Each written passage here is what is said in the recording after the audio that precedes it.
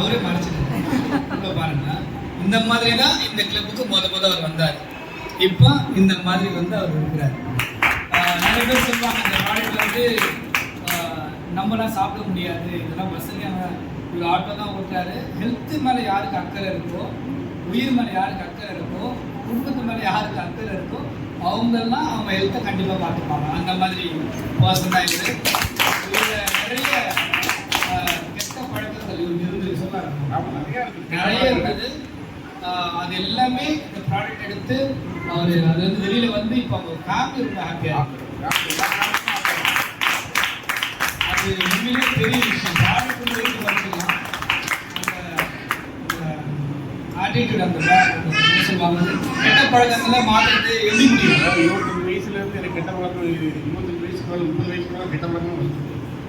இப்போ எல்லாம் ரிலேஷன்லாம் என்ன சொல்கிறாங்கன்னா கெட்ட பழக்கம் இந்த 25